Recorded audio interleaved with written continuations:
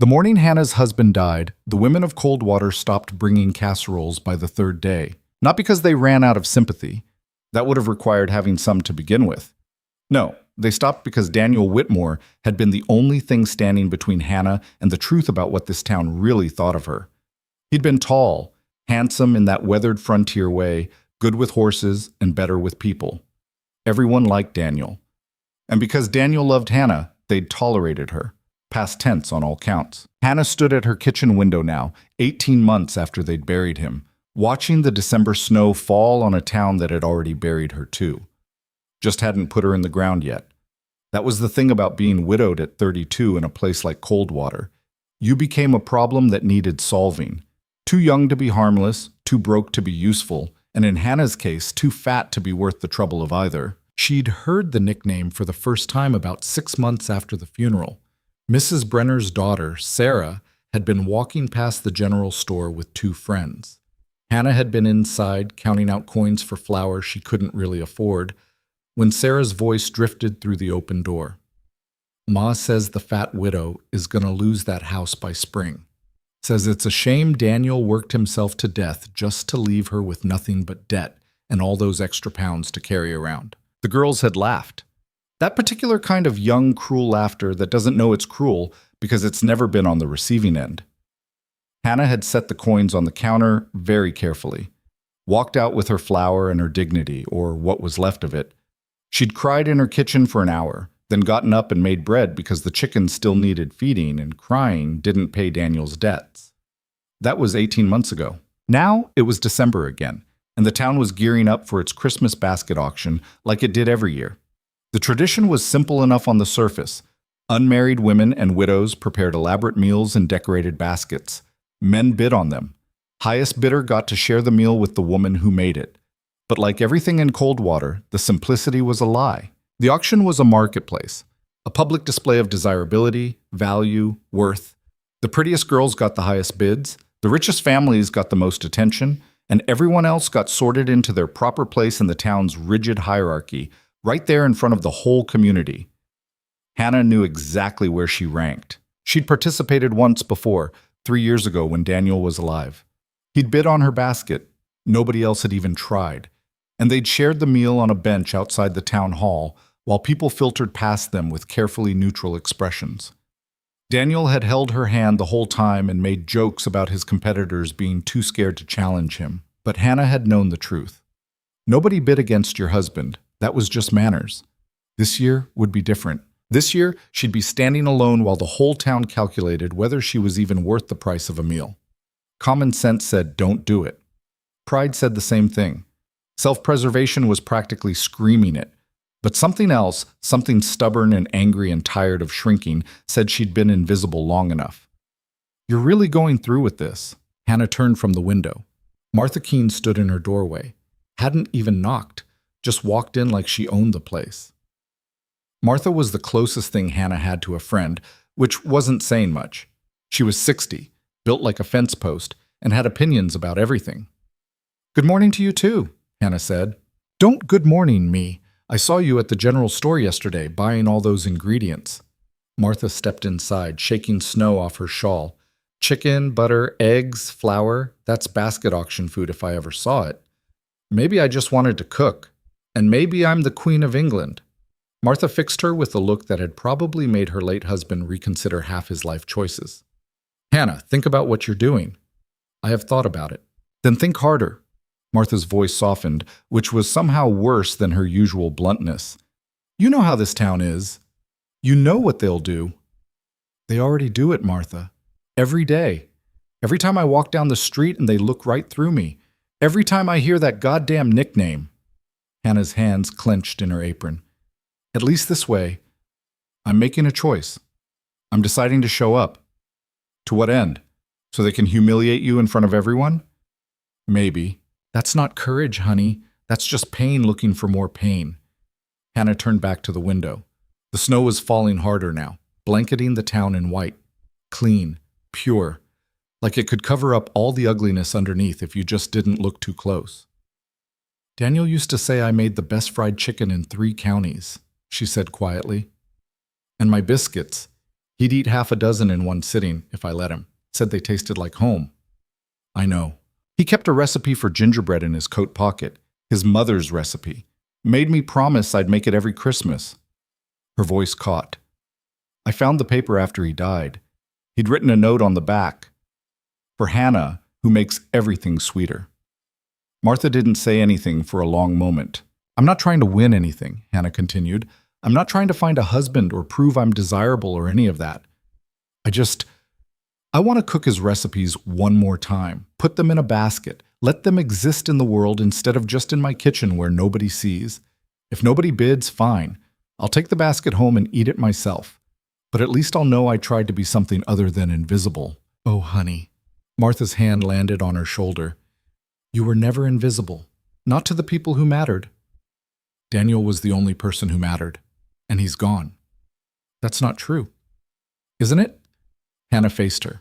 Name one person in this town who's had a real conversation with me since the funeral. One person who's invited me to anything. One person who looks at me and sees Hannah instead of... She couldn't say it. Couldn't give that nickname power by speaking it out loud. Martha's silence was answer enough. The auction's in 3 days, Hannah said. I've already bought the ingredients. Already started planning. I'm doing this. Martha studied her for a long moment, then sighed. Then I guess I'd better help you cook. Because if you're determined to walk into the lion's den, you're at least going to do it with the best damn basket this town has ever seen. The next 2 days passed in a blur of flour and focus. Martha showed up each morning before dawn, and together they transformed Hannah's tiny kitchen into something close to a battlefield command center. They decided to go traditional: fried chicken, buttermilk biscuits, honey butter, green beans with bacon, sweet potato pie, and the gingerbread. Daniel's gingerbread. Not too much cinnamon, Martha warned as Hannah measured out the spices. You want it warm, not overwhelming. I know. I've made this 100 times. Then why are your hands shaking? Hannah set down the measuring spoon. Because this was his favorite. His mother made it for him every Christmas when he was a boy. He said... Her throat closed up. What did he say? He said it tasted like being loved. Martha's expression softened. Then we'll make it perfect. They worked in silence for a while, the kind of comfortable quiet that only comes from shared purpose. Hannah mixed the batter: molasses, ginger, cinnamon, cloves, a hint of black pepper for depth. The smell filled the kitchen, rich and complex and achingly familiar. I haven't made this since he died, Hannah admitted as she poured the batter into the pan. Couldn't bring myself to. Felt like I'd be eating his memory. Maybe that's exactly what you need to do. Eat the memory, take it in. Make it part of you instead of something you're just carrying around. Hannah slid the pan into the oven. When did you get so philosophical? When I got old enough to stop pretending I had all the answers. Martha wiped her hands on her apron. You know, my Henry used to say I made terrible coffee. Absolutely terrible. He'd make jokes about it, said it could strip paint off a barn.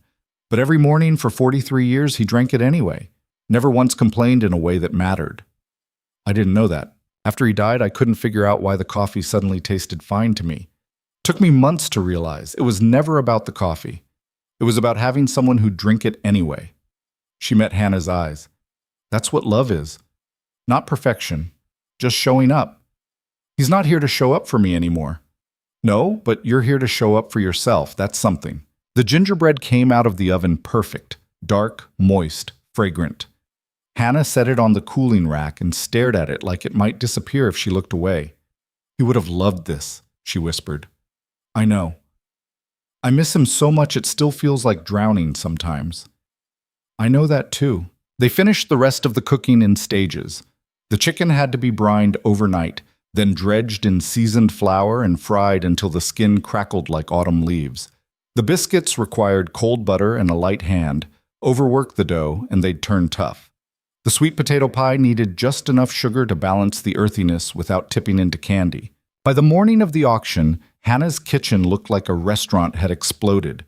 Dishes everywhere, flour on every surface, and in the center of it all, one carefully packed basket.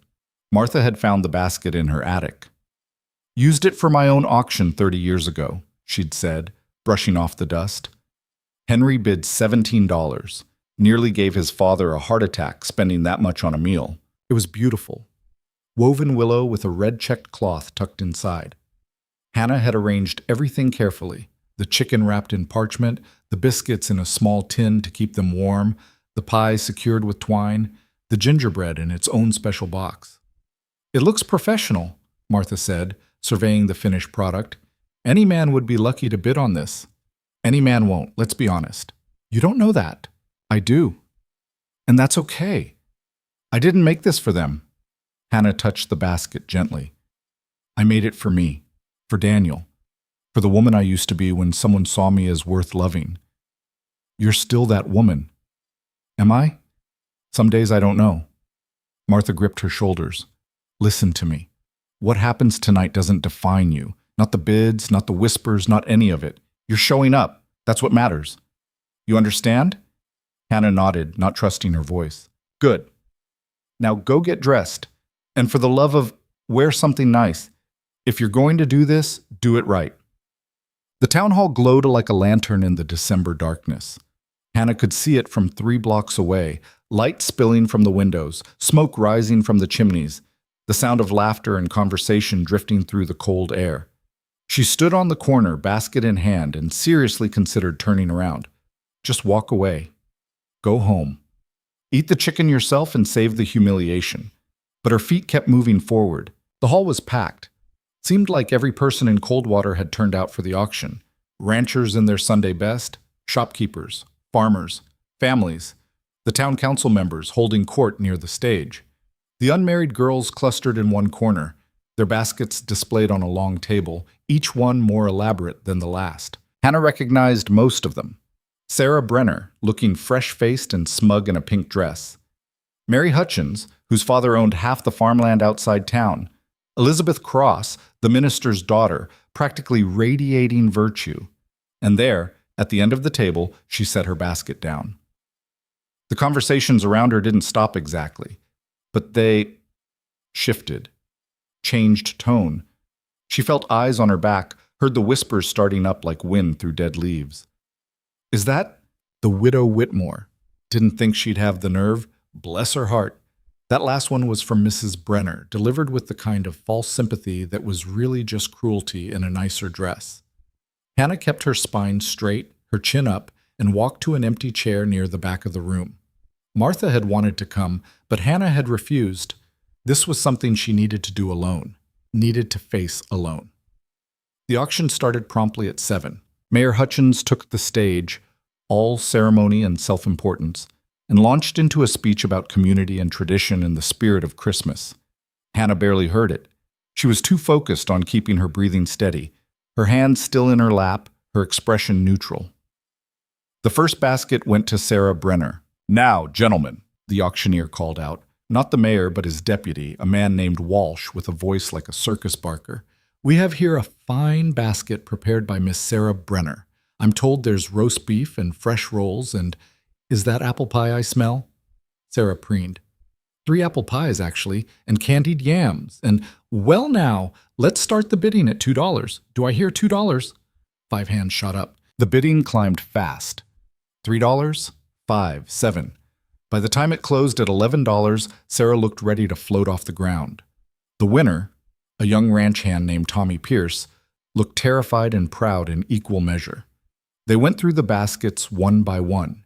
Mary Hutchins went for $14, Elizabeth Cross for $9. Even the less popular girls managed respectable bids, $4 here, $6 there. Hannah watched it all with a growing sense of disconnect. This was a ritual she didn't belong to, a world she wasn't part of. She should never have come. Her basket was 5th from last. When Walsh lifted it from the table, the whispers got louder. "Now here we have," he checked the tag, "a basket for Mrs. Hannah Whitmore, widow of the late Daniel Whitmore. Let's see, fried chicken, biscuits, pie, and..." He sniffed. "That's gingerbread if I'm not mistaken. Lovely." His voice was professional, polite, completely empty of enthusiasm. Hannah's stomach dropped. "We'll start the bidding at $2, Walsh said. "Do I hear..." Silence. Not the brief pause that came with other baskets while men calculated their bids. This was different. This was active, deliberate silence, the kind that had weight and intention. Hannah's hands clenched in her lap. $2? Walsh tried again. It's a fine-looking basket, gentlemen. Surely... More silence. Someone coughed. Someone else laughed, quickly muffled. $1 then, Walsh said, and Hannah heard the pity creeping into his voice. Come now, $1 for... Nobody wants charity chicken, a voice called out from somewhere in the crowd. More laughter, less muffled this time. Hannah's face burned. She kept her eyes fixed on a spot on the far wall, refusing to look at anyone, refusing to acknowledge the tears building behind her eyes. This was a mistake. This was such a stupid mistake.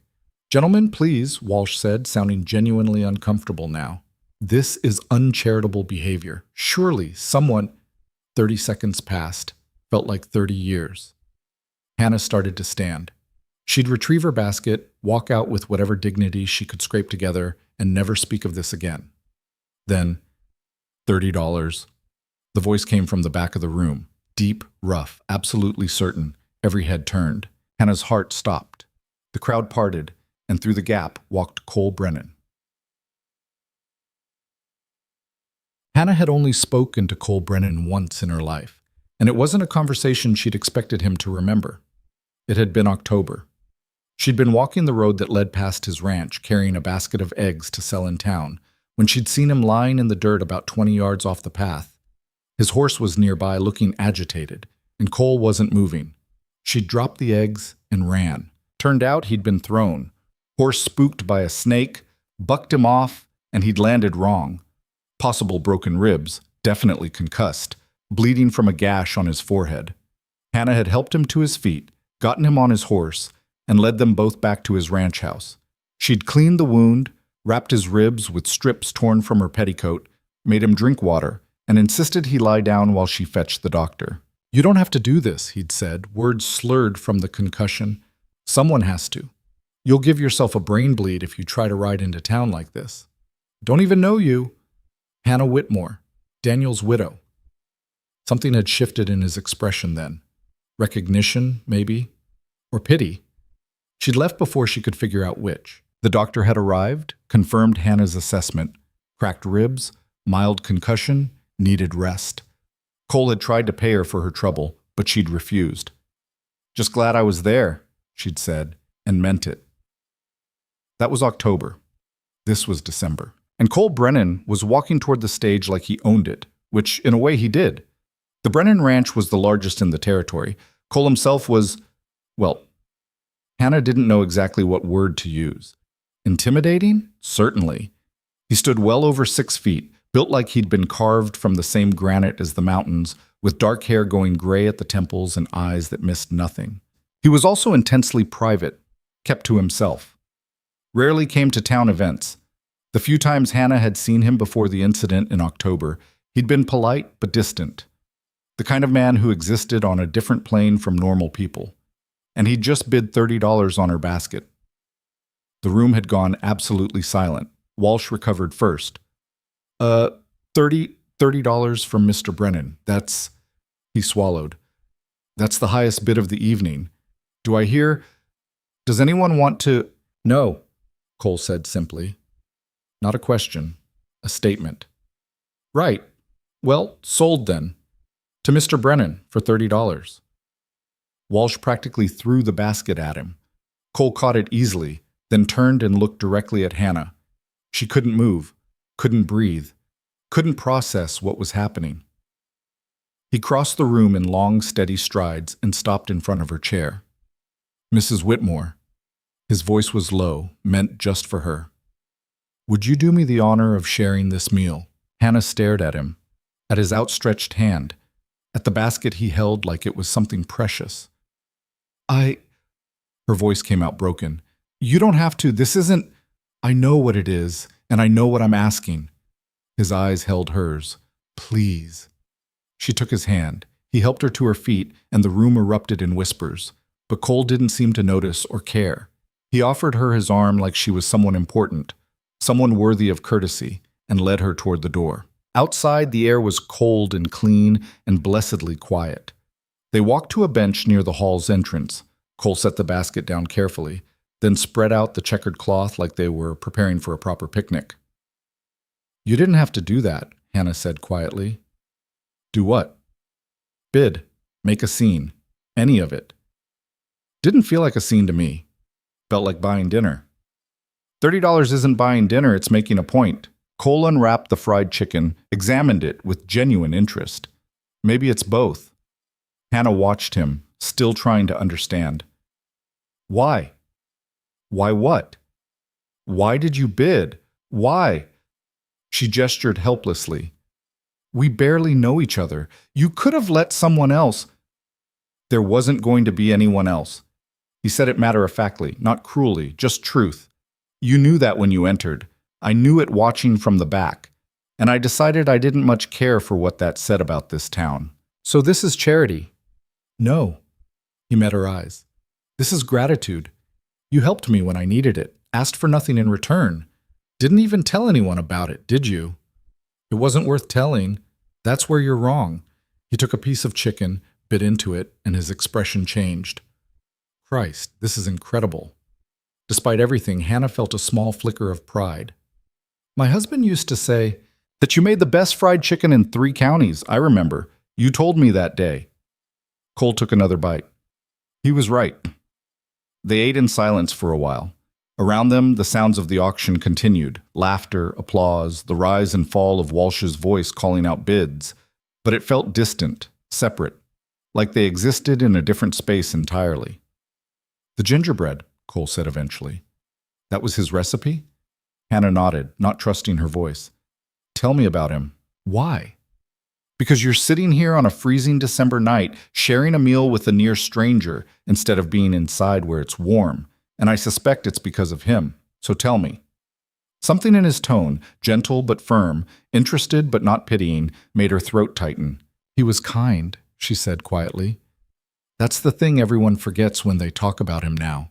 They remember that he was handsome, charming, good at business. But what mattered most was he was genuinely kind to everyone, especially to people nobody else noticed. Like you? I wasn't invisible when he was alive. You're not invisible now. Aren't I? She laughed bitterly. You heard them in there. You saw what happened. I saw a room full of cowards who wouldn't know quality if it hit them in the face. I saw a woman with more courage than sense, walking into a situation she knew would hurt her. And I saw, he paused, I saw someone who deserved better than silence. Hannah's eyes burned. You don't know me well enough to make that judgment. Maybe, but I know enough. He pulled the gingerbread from the basket, broke off a piece. And if this tastes half as good as it smells, I'm going to have to insist you make it again sometime. She watched him taste it, watched his expression shift into something close to wonder. Hannah. He said her name carefully, like it mattered. This isn't charity, and it isn't pity. This is me, sitting on a bench in the cold, eating the best meal I've had in years with a woman who saved my life and didn't ask for anything in return. If anyone's in debt here, it's me. You paid $30. I'd say we're even. Not even close. He smiled, just a slight curve of his mouth, but it transformed his whole face. I'm going to need the recipe for this gingerbread. She swallowed. It's not mine to give. It was his. Then I'll settle for you making it again. For Christmas, maybe. If you're willing. Hannah stared at him. At this man who'd appeared out of nowhere and turned her worst nightmare into something else entirely. Something she didn't have a name for yet. I don't understand you, she admitted. That's okay. I don't understand most people either. He reached for another biscuit. But I'd like to understand you, if you'll let me. Inside the hall, the auction was winding down. Soon people would start filing out, heading home, and they'd see her sitting here with Cole Brennan like this was normal. The whispers would get worse. The judgment would intensify. Everything she'd feared about tonight would compound into something even more complicated. But sitting here, watching this quiet, steady man eat her food with genuine appreciation, Hannah realized something. She didn't care. Not about the whispers, not about the judgment. For the first time in 18 months, someone was seeing her, really seeing her, and she wasn't going to run from that just because it was terrifying. I'd like that too, she said softly. Cole's smile widened just slightly. Good. Then maybe you can tell me where you learned to cook like this. Because this chicken is making me question every meal I've ever eaten. And there, on a bench outside the Coldwater Town Hall, while snow began to fall again, Hannah Whitmore laughed. It felt like breathing after being underwater for too long. It felt like coming back to life.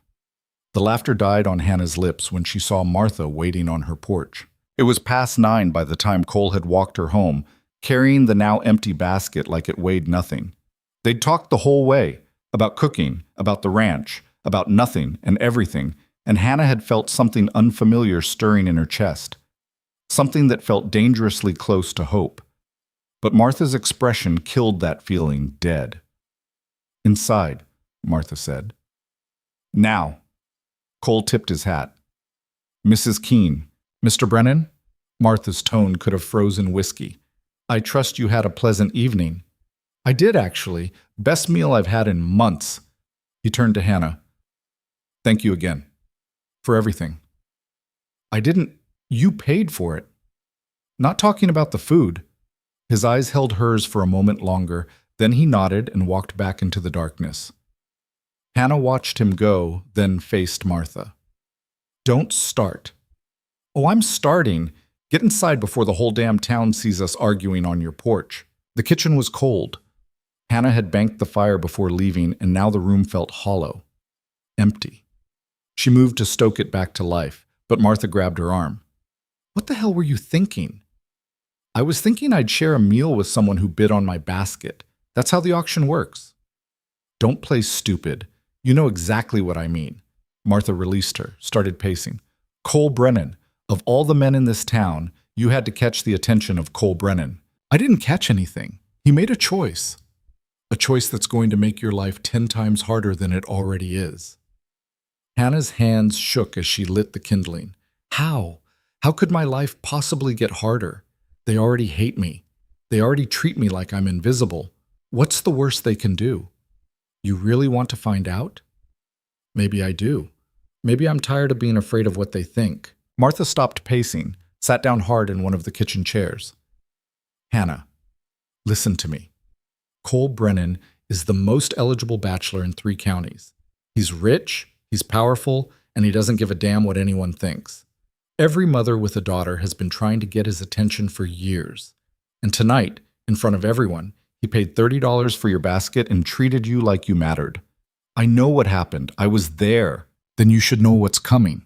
Those women are going to tear you apart. Not because they care about you. They don't. But because you got something they've been fighting for, and you're not supposed to get nice things. Not anymore. Maybe not ever." Hannah fed another piece of wood into the fire, watched the flames catch and spread. "He just wanted to repay a kindness. That's all. You don't believe that any more than I do." She didn't, but admitting it felt too dangerous, like naming something would give it power she couldn't control. "What am I supposed to do, Martha? Apologize for existing? Hide in my house for the rest of my life? Daniel's been dead for 18 months, and I've spent every single day since trying to be small enough, quiet enough, invisible enough that people would just leave me alone. And you know what? It didn't work. They still found ways to make me hurt. So you're going to hurt louder. That the plan?" "I don't have a plan. I just have—" Her voice cracked. "I just have tonight. One night where someone looked at me and didn't see something shameful. Where I got to eat food I made and feel proud of it instead of just surviving. Is that so wrong?" Martha's face softened. "No, honey, it's not wrong, but it's dangerous. Everything's dangerous. Being alive is dangerous." They sat in silence while the fire built. Outside, the wind picked up, rattling the windows. Winter was settling in hard this year, and Hannah's woodpile was lower than it should be.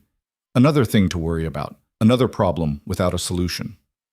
"He asked if he could see me again," Hannah said quietly. Martha's head snapped up. "What?" "Cole. He asked if I'd be willing to make him dinner sometime. Said he wanted to get to know me better." "And what did you say?" "I said yes." "Hannah, I know. I know it's stupid and dangerous and probably going to end badly. But Martha, when was the last time someone wanted to know me? Not Daniel's widow, not the fat widow, just me." Martha closed her eyes. "You're going to get hurt. I'm already hurt. At least this way I'm choosing it." The next morning brought the first visitor. Hannah was feeding the chickens when Mrs. Brenner appeared at the fence line, dressed like she was headed to Sunday service instead of making a social call at 7 in the morning. "Mrs. Whitmore, might I have a word?" Hannah scattered the last of the feed, wiped her hands on her apron. "Mrs. Brenner, I'll be direct. My daughter Sarah is quite distressed about last night's events." "I'm sorry to hear that." "Are you?" Mrs. Brenner's smile was sharp as glass.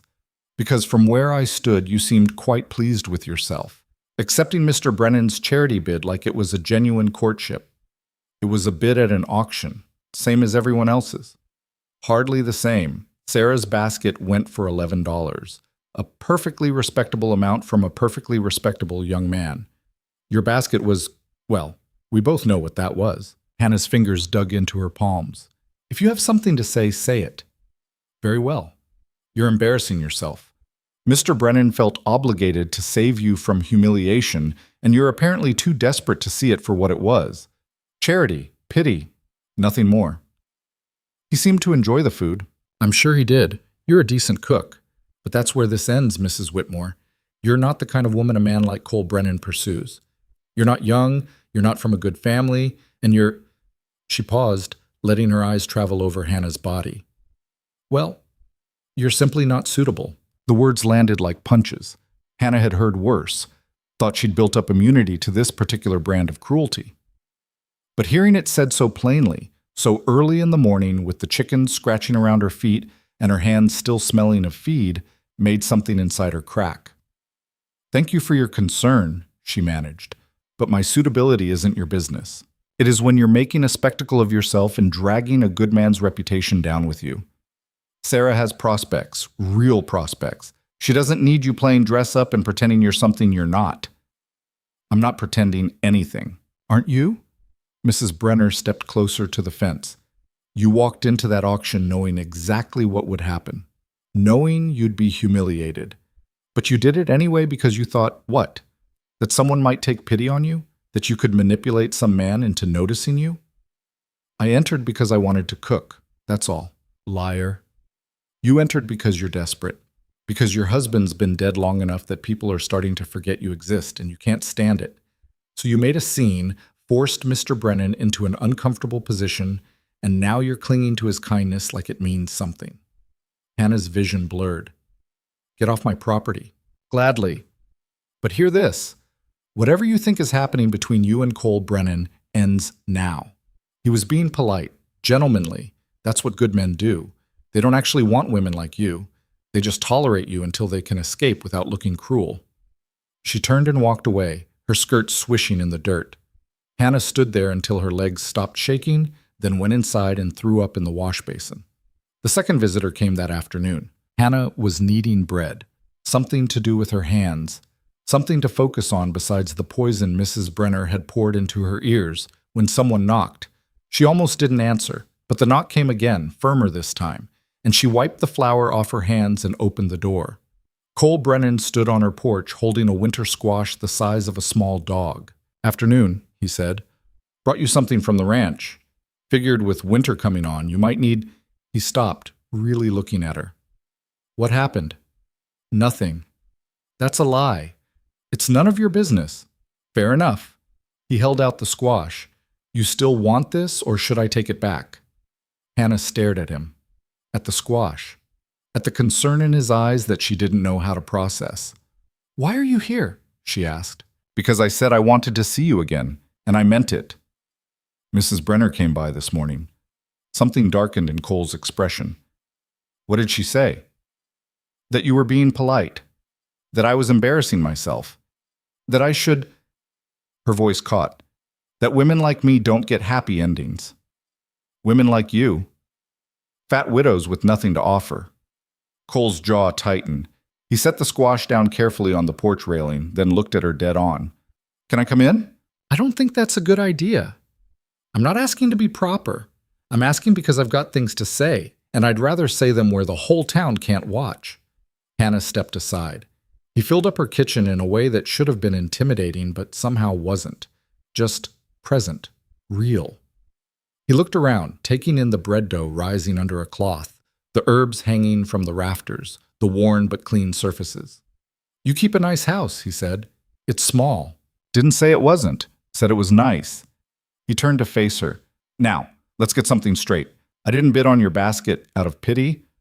I didn't do it to be polite. And I sure as hell didn't do it because I felt obligated. Then why? Because I wanted to. Because the food smelled incredible, and you looked like you were about to shatter, and I've spent enough time in this town to know exactly what was about to happen. And I decided I didn't want to live in a world where that was acceptable. So it was about making a point. Partly, but mostly it was about the fact that you helped me when I needed it, and you didn't ask for anything, and that's rare. Especially here. He leaned against her counter. And then I tasted your cooking and spent 2 hours talking to you, and I realized you're interesting, you're sharp, you notice things, you listen instead of just waiting for your turn to talk. And that's even rarer. Hannah's throat tightened. You don't know me. Not yet. But I'd like to. And before you tell me all the reasons why that's impossible, let me save you the trouble. I don't care what this town thinks. Never have. My ranch makes enough money that I don't need their approval or their business. I'm not running for mayor. I'm not trying to marry into some important family. I'm just living. And I'd like to live in a way that includes getting to know you better. Mrs. Brenner said, I don't give a damn what Mrs. Brenner said. She's been trying to marry Sarah off to me for 3 years. Every town event, every church social, she finds some way to push that girl in my direction. And you know what? Sarah's fine. Pretty girl. Decent enough. But she's also exactly like every other woman in this town. Says what she thinks people want to hear. Acts how she thinks people want her to act. There's nothing underneath. And you think I'm different? I know you are. You walked into that auction knowing you'd be humiliated, and you did it anyway. That's not desperation. That's courage. It was stupid. Maybe, but it was also brave. He pushed off the counter. Look, I'm not good at this. Never had much practice, but I know what I want, and I want to spend more time with you, have more meals, more conversation, see where this goes. It can't go anywhere. You heard what she said. I'm not suitable. Suitable for what? Someone else's idea of what my life should look like? He laughed, rough and bitter. I've spent 43 years not being suitable for what people expected. I'm not about to start now. Hannah turned away, gripping the edge of the counter. You don't understand what you're asking. The talk, the judgment, they'll make your life hell. Let them try. I'm serious, Cole. These people, they're not going to just accept this, whatever this is. They're going to fight it every step of the way. Then we fight back. I don't have anything to fight with. You've got me. She spun around. I don't want to be your charity project. I don't want to be the broken thing you fix to feel better about yourself. His face hardened. That what you think this is? I don't know what to think. A week ago, you barely knew my name. Now you're standing in my kitchen talking about fighting the whole town for what? A woman you've had 1 meal with? 2 meals. I had breakfast at your place that day in October, remember? You made me eggs and toast while we waited for the doctor. That doesn't count. Why not? Because it wasn't fancy? Because there was blood involved? He stepped closer. Hannah, I'm not a complicated man. I see something worth having. I go after it. And you're worth having. Your cooking, your conversation, your company, all of it. You barely know me. So let me know you better. That's all I'm asking. She wanted to say yes. Wanted it so badly she could taste it, sharp and sweet and terrifying. But the fear was stronger, the certainty that this would end badly, that she'd be hurt worse than before, that Mrs. Brenner was right, and this was just charity dressed up as something else. I need time, she said finally, to think. Cole nodded slowly. Fair enough. Take all the time you need. But Hannah, don't let other people's poison convince you you're not worth caring about, because you are. He left the squash on the porch and walked away. Hannah stood in her kitchen for a long time after, staring at the bread dough and trying to remember how to breathe. The third visitor came at dusk. Martha let herself in, took one look at Hannah's face, and started making tea. Mrs. Brenner got to you, she said. Not a question. How did you know? Because she's got a big mouth and a mean streak, and you look like someone kicked you. Martha set the kettle on the stove. What'd she say? Hannah told her. All of it.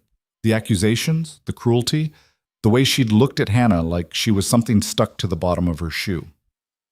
And then Cole came by, Hannah finished. Brought me a squash, said he wanted to keep seeing me. What'd you say? That I needed time. Martha poured the tea, handed Hannah a cup. Smart. You think so? I think you're scared, and scared people need time to sort through what's real and what's just fear talking. She sat down across from Hannah. But I also think you need to hear something, and you're not going to like it. What? Mrs. Brenner's wrong about most things, but she's right about one. This town is not going to accept you and Cole together. They're going to fight it, hard, and it's going to get ugly in ways you can't imagine yet.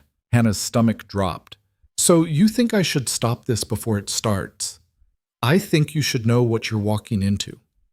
Because Cole, he can weather this. He's got money and land and the kind of power that makes people think twice before crossing him. But you're vulnerable. You've got a house with a mortgage you can barely pay, no family, no real income beyond selling eggs. They can hurt you in ways they can't hurt him. So I should just, what, hide? Pretend nothing happened? I'm saying you should think about whether this is worth the cost, because the cost is going to be high. Hannah stared into her tea. What if it's already worth it? Then you'd better prepare for war.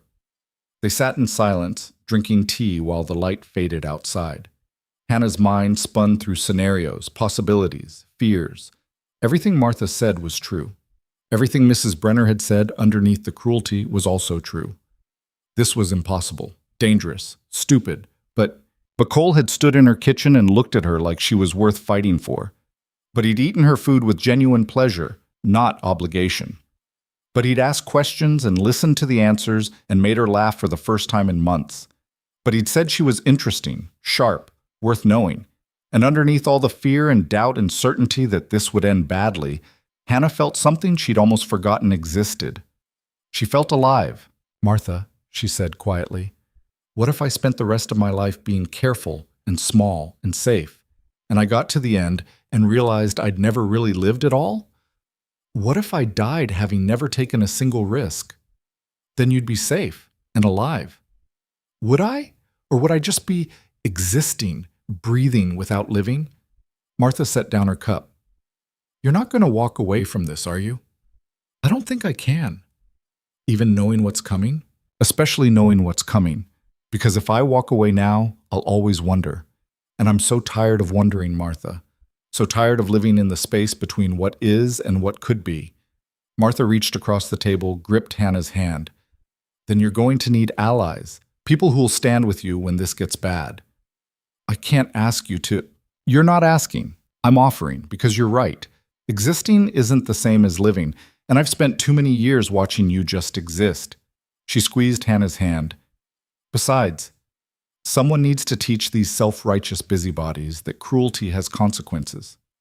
Hannah's eyes burned. Thank you. Don't thank me yet. This is going to be a fight, a real one, and you need to be ready. I don't know how to be ready for this. Nobody does, but we'll figure it out together. That night, Hannah couldn't sleep. She lay in bed, staring at the ceiling, listening to the house creak around her. The wind had picked up, whistling through gaps in the walls she couldn't afford to fix. Winter was coming hard and fast, and she still didn't have enough firewood, enough food, enough anything. But she had a squash on her porch from a man who wanted to know her. She had a friend who was willing to fight beside her. She had her own 2 hands, and the recipes Daniel had loved and the stubborn refusal to disappear that had carried her this far. Maybe that was enough. Maybe it had to be. She got up, lit a candle, and pulled out paper and a pencil. Started making a list of everything she needed to do, everything she needed to prepare for, everything that could go wrong. The list got long fast, but at the bottom, she wrote one more thing. Things worth fighting for. Under that, she wrote, myself. Then, after a long pause, Cole. She stared at his name for a long time, then folded the paper and tucked it under her pillow. Outside, the wind howled. Inside, the candle flickered, and Hannah Whitmore decided that if this town wanted a fight, she'd give them one. The next morning, she woke to find a cord of firewood stacked neatly beside her house. There was no note, no explanation, but she knew exactly who it was from. She stood in her yard looking at the wood, enough to get her through winter, maybe longer, and felt something shift inside her chest. Not just gratitude, Not just hope. Something harder. More certain. She was done apologizing for existing, done making herself small, done letting other people's cruelty define her worth. Cole Brennan had seen something in her worth defending, and maybe, just maybe, it was time she started seeing it too. She picked up an axe, split a few logs just to feel the solid thunk of metal on wood, and went inside to make breakfast. She had work to do, and a life to start living. The firewood lasted 3 days before Hannah decided she needed to see Cole and thank him properly. Not because Martha told her to, not because she felt obligated, but because every time she fed a log into her stove, she thought about him hauling that wood in the dark, stacking it carefully, leaving without asking for recognition. And that kind of quiet generosity deserved more than silence. She baked bread. Nothing fancy, just her everyday loaf with rosemary from the herb garden, but it came out perfect. Golden crust, soft interior, the kind of bread that made a house smell like home. She wrapped it in cloth, put on her good coat, and walked the 2 miles to the Brennan Ranch. The walk gave her too much time to think. Too much time to remember Mrs. Brenner's words, Martha's warnings, the very real possibility that she was making a mistake. But she kept walking anyway, boots crunching through snow, breath fogging in the cold air. The Brennan Ranch sprawled across the valley like something out of a painting. Main house, barn, bunkhouse, corrals, all of it well-maintained and prosperous-looking. Hannah had never been here before, had never had reason to. Now she stood at the gate feeling small and out of place. A ranch hand spotted her. Young guy, maybe 20, with curious eyes. "Help you, ma'am?" "I'm looking for Mr. Brennan." "He's in the barn. Want me to fetch him?" "No, She swallowed. "I'll find him myself, thank you." The barn smelled like hay and horses and leather. Hannah stepped inside, letting her eyes adjust to the dimmer light, and heard Cole's voice coming from one of the stalls.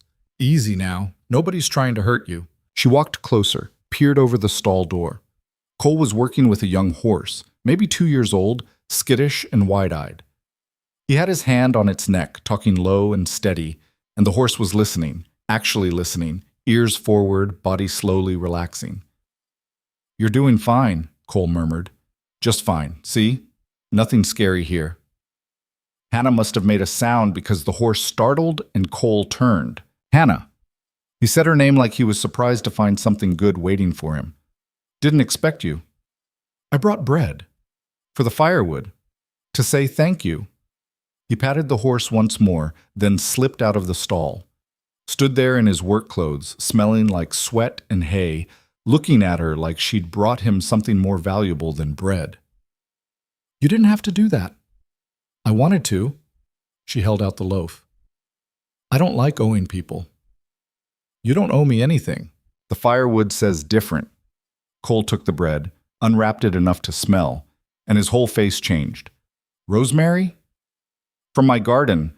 Daniel planted it years ago, keeps coming back every spring. It smells incredible." "It's just bread." "Nothing you make is just anything." He rewrapped it carefully. "Come up to the house. I'll make coffee." The house was bigger than Hannah expected, but less formal. The furniture looked comfortable, lived in. Books on the shelves, maps on the walls, a stone fireplace that probably heated the whole main room. It felt like a place where someone actually lived, not just existed. Cole made coffee while Hannah stood awkwardly by the door, not sure where to put herself. "Sit," he said. "You're making me nervous standing there like you're ready to run." "Maybe I am ready to run." "Then sit anyway. Give yourself a minute before you decide." She sat, accepted the coffee he handed her. It was strong and black and exactly what she needed. "The horse," she said. "In the barn. You're gentling him?" "Trying to. Previous owner tried to break him the rough way. Didn't take. Now he's scared of everything." Cole sat across from her. "Figured I'd try a different approach. Talking to him. Letting him know he's safe. That not every human wants to hurt him. It's slow work, but it sticks better than fear." Hannah thought about that. About fear versus trust. About which one lasted longer. "Mrs. Brenner came to see me," she said abruptly. Cole's expression hardened. "When?" "Day after the auction. Told me I was embarrassing myself, that you were just being polite." "What else?" "That I'm not suitable. that women like me don't get happy endings. She stared into her coffee. That I should stop whatever this is before I make a fool of myself. And what do you think? I think she's probably right. About most of it. Which parts? The part where this ends badly, where people talk and judge and make both our lives harder. Hannah looked up at him. But I also think I'm tired of letting fear make my decisions. So what are you saying? I'm saying I want to try. Whatever this is, I want to see where it goes, even if it goes nowhere, even if it crashes and burns, because at least then I'll know I tried. Cole was quiet for a long moment. Then he reached across the table and took her hand. His palm was calloused, warm, solid. Then we try, he said simply. And when people talk, and they will, we deal with it together. You make it sound easy. It won't be easy, but it'll be worth it. Hannah wanted to believe that. Wanted it so badly her chest ached. I don't know how to do this. How to be whatever we're being. It's been so long since Daniel. Yeah. You loved him. So much it still hurts sometimes. Good, Cole said, and when Hannah looked at him in surprise, he squeezed her hand. I mean it. He should still matter. First love, real love, that doesn't just disappear because someone dies. And I'm not asking you to forget him or pretend he didn't exist. What are you asking? For you to make room for something new, something different, not better or worse, just different. He paused. I'm not Daniel, never will be, but I'm here. And I'd like to see if that's enough. Hannah's throat tightened. What if it's not? What if I'm too broken, too damaged, too... Stop. You're not broken. You're grieving. There's a difference. Is there? Yeah, broken things can't grow, but grief can change, soften, make room for other things if you let it. They sat there, hands linked across the table, while the fire crackled and the coffee cooled. Outside, the ranch went on with its daily business, horses whinnying, men calling to each other, the rhythm of work and life continuing regardless of what happened inside this house. Stay for dinner, Cole said finally. Nothing fancy, just whatever I can throw together, but I'd like the company. Hannah should have said no, should have gone home, kept things slow, maintained distance. But she heard herself saying, okay. Cole smiled, that rare transforming smile, and stood. Good. You can tell me more about that rosemary bread while I figure out what I've got in the pantry. They cooked together. Or rather, Cole pulled out ingredients and Hannah took over because watching him try to chop vegetables was painful. You're terrible at this, she said, rescuing an onion from his knife. Never claimed otherwise. Usually just eat whatever the ranch cook makes. You have a cook? For the hands. They need feeding, and I need them working, not worrying about meals. But he doesn't come to the main house. Just me here most nights. That's lonely. Been lonely a long time. You get used to it. Hannah looked at him, really looked, saw the lines around his eyes, the gray in his hair, the set of his shoulders. He was 43, he'd said, never married, living in this big house alone. She wondered what that felt like, wondered if his loneliness tasted like hers. What happened? She asked. Why didn't you ever marry? Cole leaned against the counter, watching her work. Came close once, 20 years ago. Girl named Catherine. She was beautiful, smart, everything you're supposed to want. Her father approved. My father approved. Whole town approved. What went wrong? I asked her what she wanted, what she actually wanted from life, not what she was supposed to want. And she looked at me like I'd asked her to solve a math problem. Just blank. She'd never thought about it. Never questioned whether the path laid out for her was the one she actually wanted to walk. Hannah's hand stilled on the knife. So you called it off. She did, actually. After I kept pushing, kept asking questions. She finally told me I thought too much, questioned too much, made everything harder than it needed to be. He laughed, but it wasn't a happy sound. She married someone else 6 months later. Has 4 kids now. Seems happy enough. And you stayed alone. Seemed better than pretending, than spending my life with someone I couldn't really talk to. He watched Hannah dice the onion with quick, practiced strokes. Gets lonely sometimes, but lonely's better than empty. Hannah understood that. Had lived it for 18 months. Daniel and I, we talked about everything. Sometimes I'd wake up in the middle of the night with a thought, and he'd listen even half asleep. Never made me feel stupid for caring about small things. Like what? Like whether the chickens were happy, or if the roses needed pruning, or why the sky looks different in winter. She smiled despite the ache in her chest. He'd make up elaborate theories, completely wrong, scientifically speaking. But it didn't matter. What mattered was he cared because I cared. That's rare. I know. That's what makes losing it so hard. They cooked in silence for a while. Hannah made a simple stew, beef, vegetables, herbs, nothing complicated, but it would taste good. Cole set the table, poured water, moved around his kitchen like he was trying to remember how to share space with someone. When they finally sat down to eat, the light outside was fading to that particular blue that comes right before full dark. The stew steamed between them, and for a moment Hannah felt something close to peace. "This is good," Cole said after the first bite. "Really good. It's basic. It's perfect." They ate and talked about the ranch, about Hannah's chickens, about nothing important and everything important. Cole told her about the young horse in the barn, how patience was the only thing that worked with scared animals. Hannah told him about her garden, what she planned to plant come spring if she was still in the house.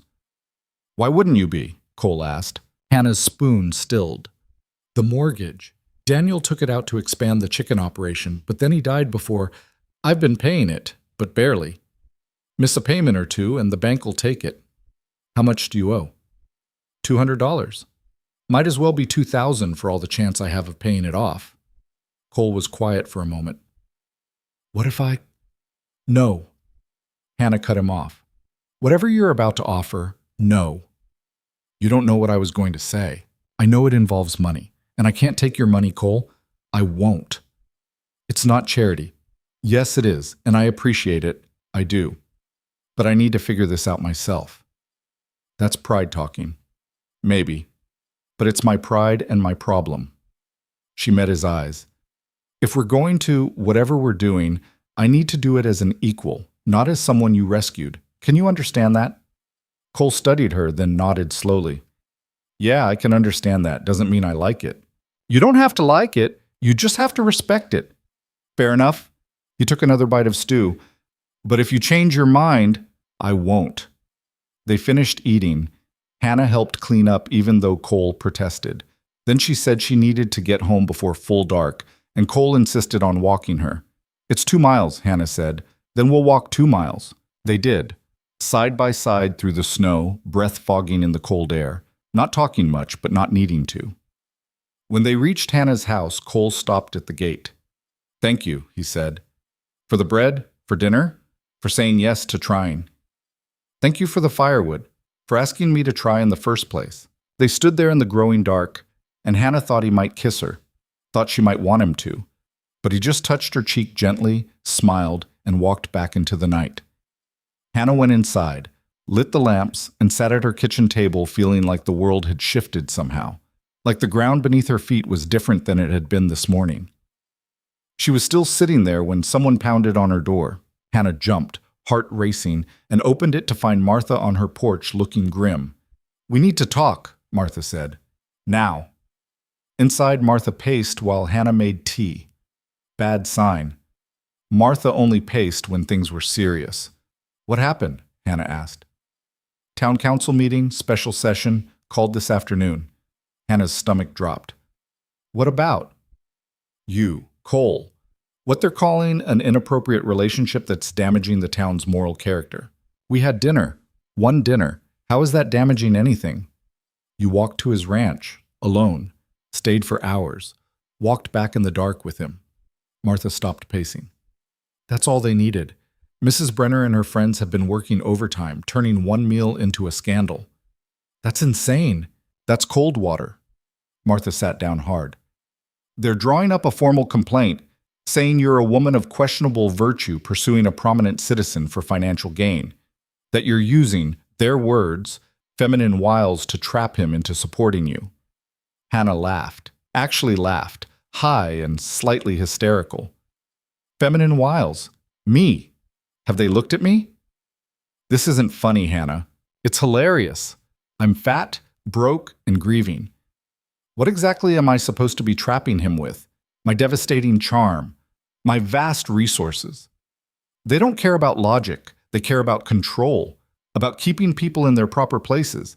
And you're not staying in yours. The laughter died. Hannah gripped her teacup hard enough to hurt. What's the complaint going to do? If they pass it? Could be anything from public censure to exile. They've got that power technically.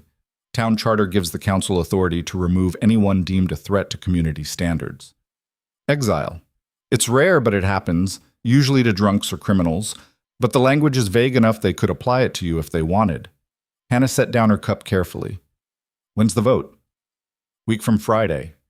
And if they vote to exile me, you'd have to leave. Find somewhere else to live. Sell the house if you could, or just abandon it. Martha's voice softened.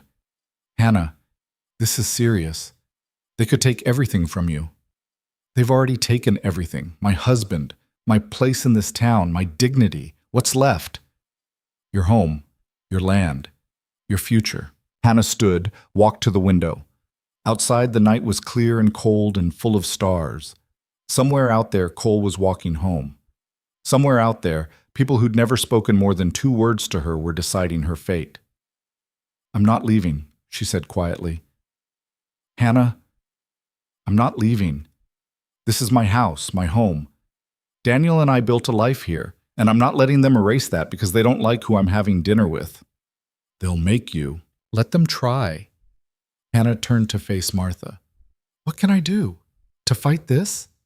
You'd need people to speak for you. Character witnesses. Someone with standing in the community to vouch for you. I don't have that. Nobody here gives a damn about me except you. What about Cole? I won't ask him to do that. To put himself on the line for... She stopped. We've had 2 meals together, Martha. That's all. I can't ask him to risk his reputation for that. Then you're going to lose. Hannah sat back down, suddenly exhausted. Maybe, but at least I'll go down fighting. They sat in silence for a long time. The tea went cold. The fire burned low, and Hannah tried to figure out how her life had gone from quietly surviving to being on trial for the crime of being seen. There's one other thing, Martha said finally.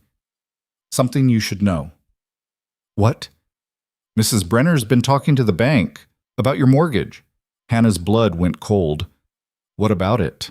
Trying to get them to call it in early. Claim you're a poor risk, can't keep up payments. Better to foreclose now than wait for you to default. I haven't missed a payment, not one. Doesn't matter. Bank president is on the council. Mrs. Brenner's husband does business with half the merchants in town. They've got leverage. So they're going to take my house either way, exile or foreclosure. Looks like it. Hannah put her head in her hands. I don't know how to fight this. Neither do I, honey, but we'll figure it out. Will we? Because right now it feels like I'm standing in front of a firing squad, and the best we can hope for is they miss something vital. Martha reached across the table, gripped Hannah's hand. You're not alone in this. Remember that. Whatever happens, you're not alone. But after Martha left, sitting in her cold kitchen with the remains of tea and the weight of everything crushing down, Hannah felt more alone than she had since the day they buried Daniel. She'd thought, stupidly, naively, that the worst was behind her, that she'd survived grief, survived poverty, survived being invisible, that maybe, just maybe, she could have something good again. But this town wasn't done with her yet, and she was starting to realize that surviving wasn't the same as winning. The next morning, Hannah woke to find her chicken coop destroyed. Not by a predator, by people. The wire was cut, the posts knocked over, the birds scattered or dead. 12 chickens, her only real source of income, gone or killed overnight. She stood in her yard looking at the destruction and felt something inside her go very still and very cold. This wasn't an accident. This was a message. She gathered the dead birds, 5 of them, necks wrung, and buried them behind the garden. The surviving 7 she managed to corral into a makeshift pen using spare lumber. They were terrified, traumatized, and probably wouldn't lay for weeks. Hannah didn't cry, didn't scream, didn't break down. She just cleaned up the mess, fixed what she could, and made a decision.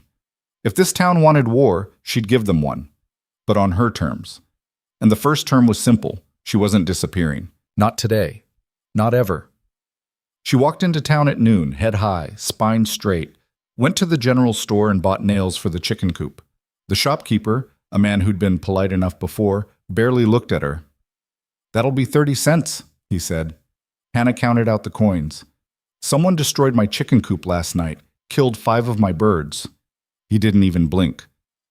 "That's unfortunate." "Unfortunate. That's your response." "Don't know what else you want me to say, Mrs. Whitmore?" How about "that's terrible," or "I'm sorry that happened," or literally anything that acknowledges someone committed a crime against me? Might have been an animal.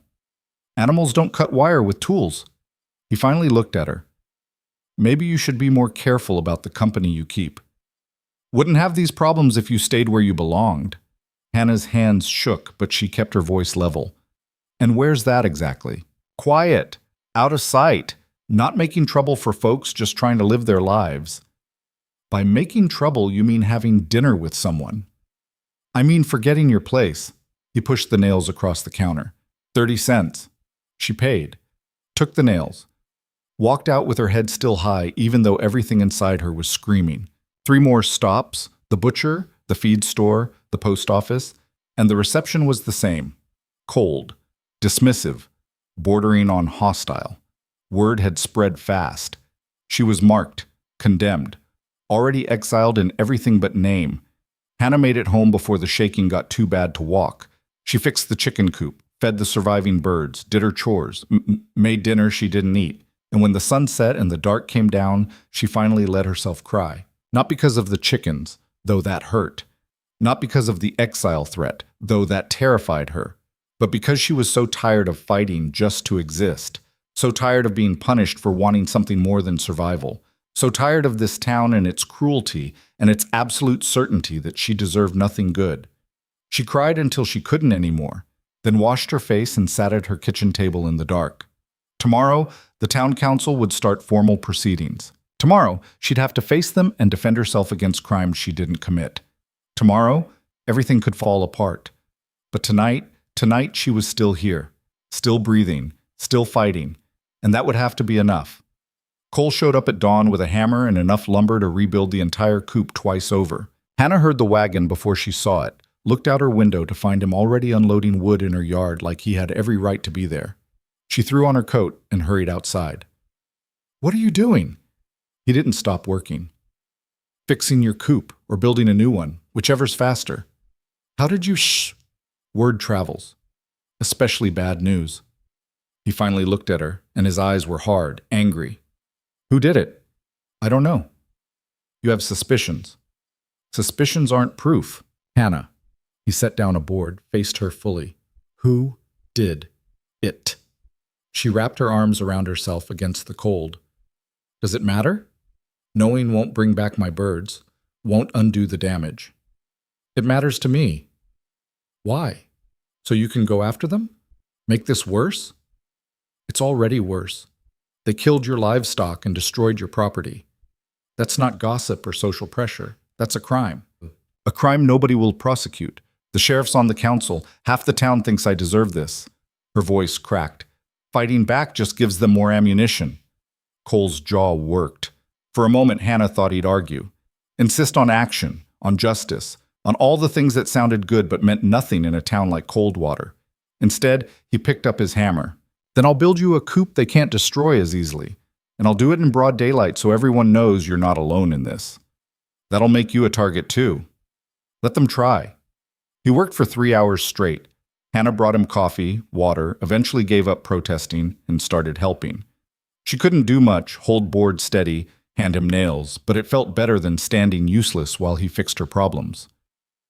"You don't have to do this," she said for the 4th time. "Yeah, I do." "Why? We barely know each other. 2 dinners and some conversation doesn't obligate you to—" "It's not obligation." He drove a nail home with 3 solid strikes. "You think I don't know what this town is? What it does to people who don't fit? I've watched it for 20 years. Watched it crush anyone who dares to be different or want something more or just exist wrong." He reached for another nail. "I could have done something about it before. Should have. But I was comfortable, safe, easy to ignore problems when they're not yours. This isn't your problem either. It is now, because I care about you, and that means your problems are my problems, whether you like it or not." Hannah's throat tightened. You don't know me well enough to care, don't I? He stopped working, looked at her. I know you helped me when I was hurt without asking for anything. I know you entered that auction knowing you'd be humiliated because you were tired of being invisible. I know you make food that tastes like love, and you still talk to your dead husband's rosemary plant, and you're standing here arguing with me instead of accepting help because you're stubborn as hell. His expression softened. I know enough. Before Hannah could respond, Martha's voice cut through the yard. Well, this is a sight. She stood at the gate, taking in the scene, Cole covered in sawdust, Hannah holding a board, the half-built coop between them. Morning, Martha, Cole said. Mr. Brennan, didn't expect to find you here.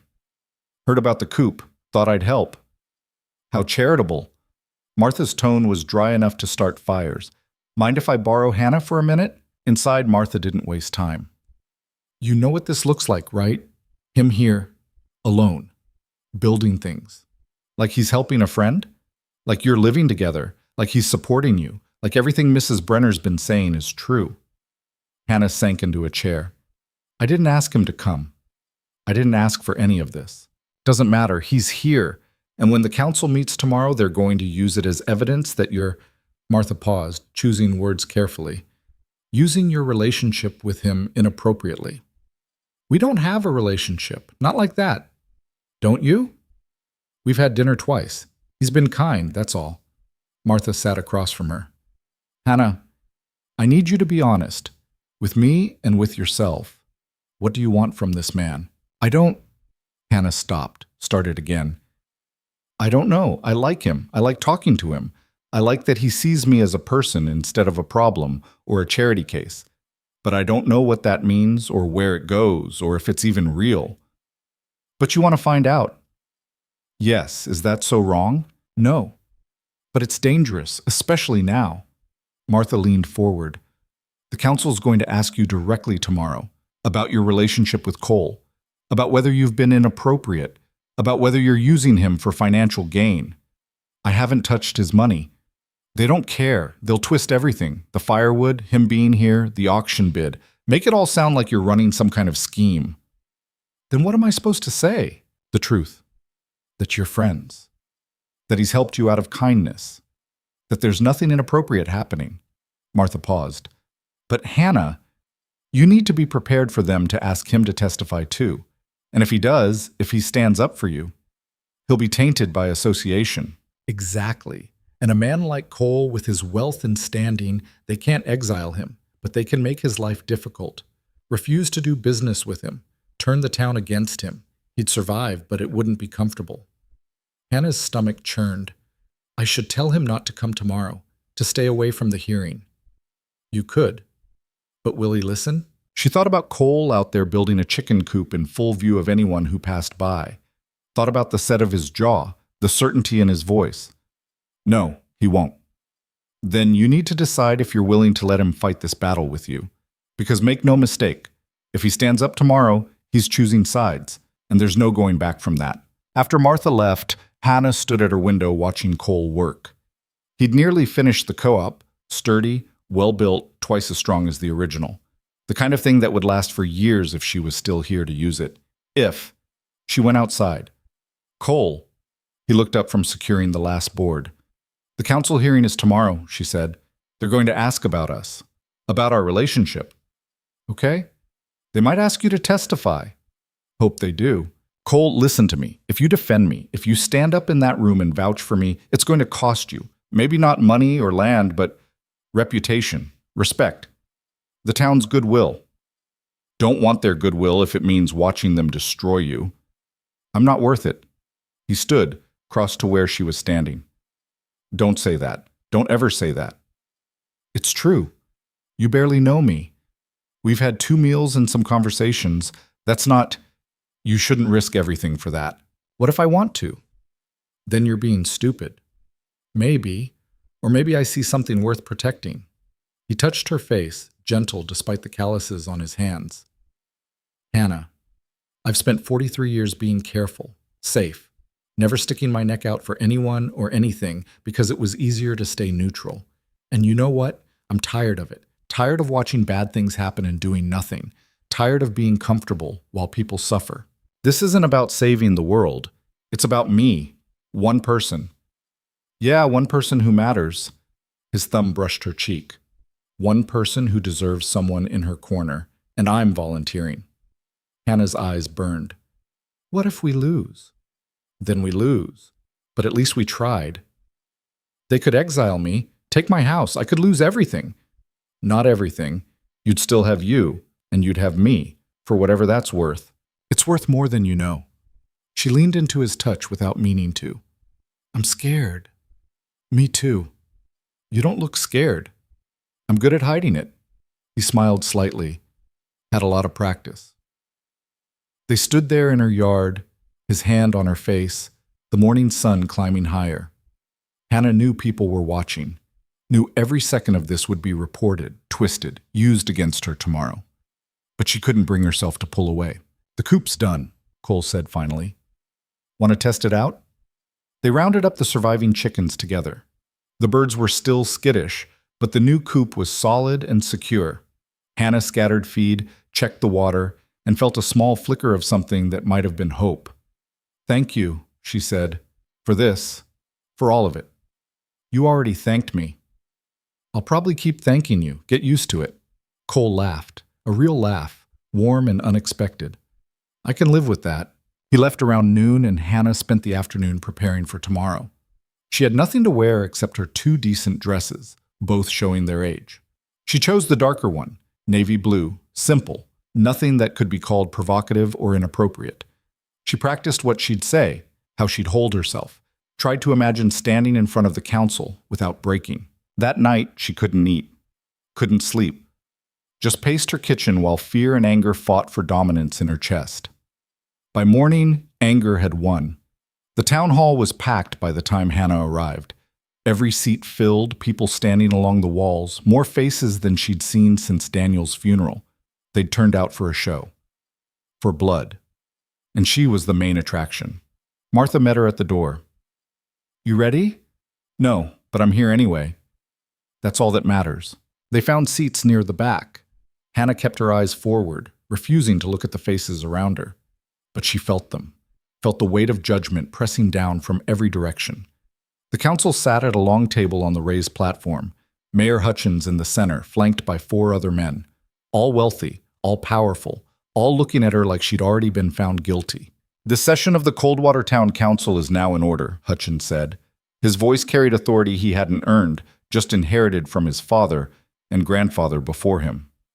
We're here to address complaints regarding Mrs. Hannah Whitmore and allegations of inappropriate conduct. Hannah's hands clenched in her lap. Mrs. Brenner has submitted a formal complaint, Hutchins continued.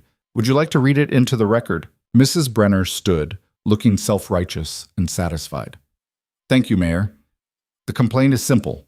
Mrs. Whitmore has engaged in inappropriate behavior with Mr. Cole Brennan, using feminine manipulation to secure financial support and social advancement.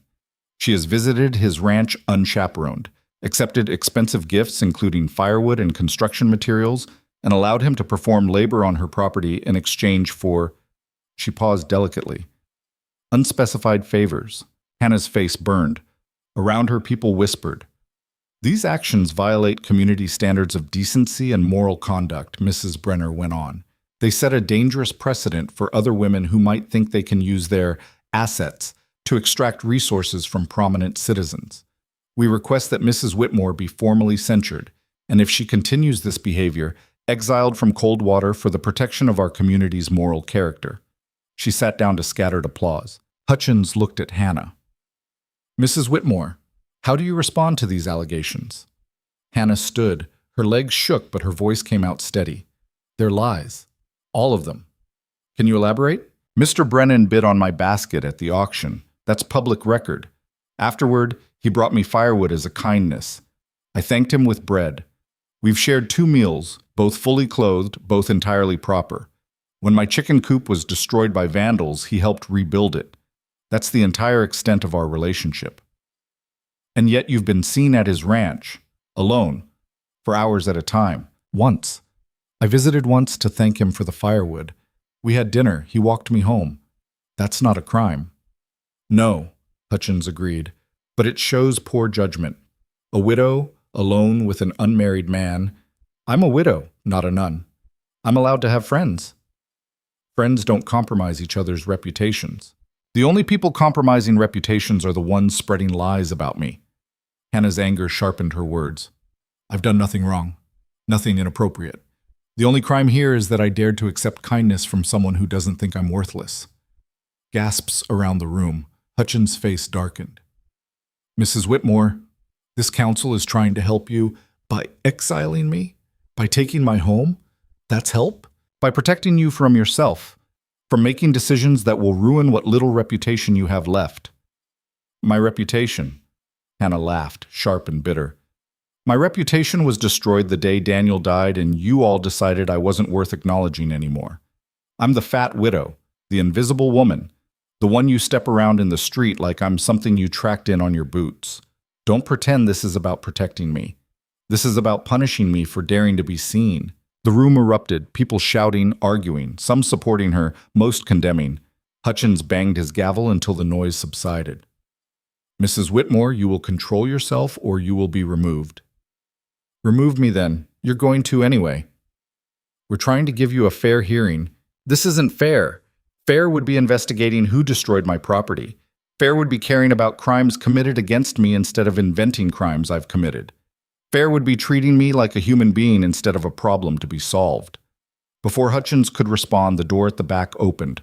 Cole Brennan walked in. The room went dead silent. He moved through the crowd like Moses parting the Red Sea, people scrambling out of his way. Reached the front, turned to face the council. Gentlemen, he said, I believe you wanted to hear from me. Hutchins recovered first. Mr. Brennan, we weren't expecting... I know, but Mrs. Brenner's complaint involves me, so I figure I should be here. He glanced at Mrs. Brenner, who'd gone pale. Especially since most of what she said is horseshit. More gasps. Hutchins's face turned purple. Mr. Brennan, please? I bid on Hannah's basket because I wanted to. Gave her firewood because I wanted to. Helped fix her coop because someone, and I've got strong suspicions who, destroyed it in the middle of the night like cowards. His voice carried to every corner of the room. Everything I've done freely, without coercion, manipulation, or inappropriate behavior of any kind. And if this council has a problem with that, you can direct it at me, not her. We're not suggesting you've done anything wrong, Hutchins said carefully, but the appearance of impropriety only exists if you're looking for it. If you're so desperate to find scandal that you turn friendship into something ugly. Cole's eyes swept the room. I've lived in this town my whole life, watched it chew up and spit out anyone who didn't fit the mold, watched good people get crushed under gossip and judgment while you all pretended it was for their own good, and I'm done watching. Mr. Brennan, I'm not finished. Hannah Whitmore is one of the finest people I've ever met. She's kind, intelligent, resilient, and stronger than anyone in this room gives her credit for. She helped me when I was hurt. She makes food that would put your wives' cooking to shame. And she suffered 18 months of cruelty from this town because you all decided she wasn't worth basic human decency once her husband died. Mrs. Brenner stood. How dare you? Sit down. Cole's voice cracked like a whip. I'm not done. You want to talk about inappropriate behavior? Let's talk about destroying someone's property. Let's talk about spreading lies to damage someone's livelihood. Let's talk about a grown woman so threatened by another woman getting attention that she'll weaponize the town council to destroy her. He turned back to Hutchins. You want my testimony? Here it is. Hannah and I are friends. I care about her, and I'm going to keep caring about her regardless of what this kangaroo court decides. The room was so quiet, Hannah could hear her own heartbeat. Hutchins set down his gavel carefully. Mr. Brennan, are you saying you're willing to stake your reputation on this woman? I'm saying my reputation doesn't mean a damn thing if I can't use it to do what's right. And defending Hannah is right. So yeah, I'm staking it. All of it. Even if we vote to exile her? You exile her, you lose me too. I'll sell my ranch, take my business elsewhere, and tell every newspaper in the territory exactly why. Let's see how your community standards hold up when your biggest taxpayer's gone and everyone knows you drove him out for the crime of being decent to a widow. Hutchins's face went from purple to white. The other council members shifted uncomfortably. They could exile Hannah. She had nothing they needed. But Cole? Cole was different. Cole mattered. And threatening to leave, to take his money and influence with him, changed everything. You can't, Hutchins stammered. Watch me. You want to make this about power? Fine. Let's talk power. You've got 5 men on this council. I've got enough money to buy and sell most of this town. I employ 20 people directly and do business with 40 more. I pay more in taxes than anyone here. And I'm telling you right now, vote to exile Hannah, and I'm gone. And I'll make sure everyone knows exactly what kind of place Coldwater really is. Mrs. Brenner found her voice. You're threatening the council? I'm stating facts. You taught me well. Everything's about leverage in this town. Well, I've got it, and I'm using it. Cole looked at Hannah and his expression softened. For her, because she's worth it. Hutchins looked like he'd swallowed glass. The other council members whispered frantically among themselves. The room buzzed with shock and speculation. Finally, Hutchins banged his gavel. This council will take a 30-minute recess to deliberate. Everyone remain in your seats.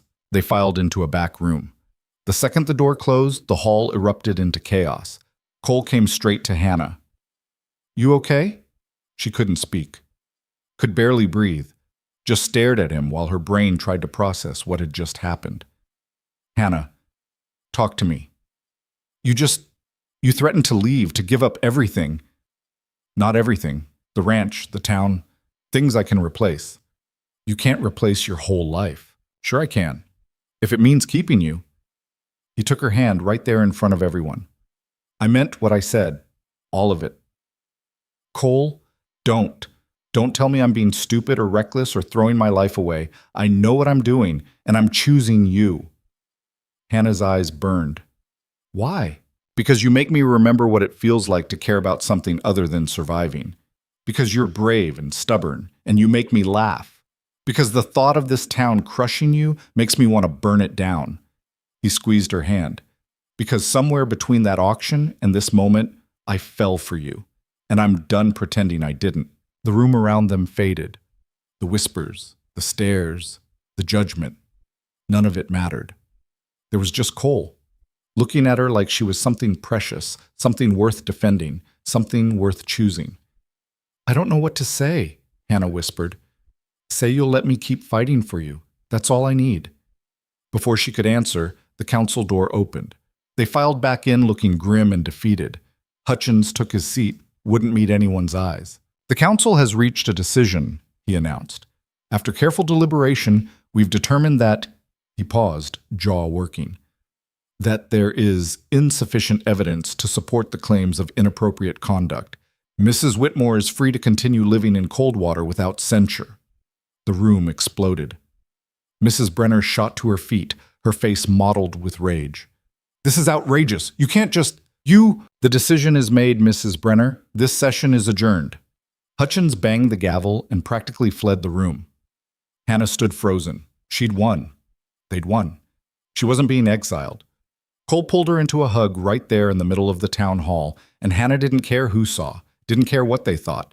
For the first time in 18 months, she felt safe. But as they left the building together, Hannah saw the faces watching them. Mrs. Brenner's hatred, Sarah's shock, the council members' resentment. This wasn't over. They'd won the battle, but the war was just beginning. The victory lasted exactly 3 days before the bank called in Hannah's mortgage. She was feeding the chickens when the letter came. Official paper, official seal, words that might as well have been a death sentence.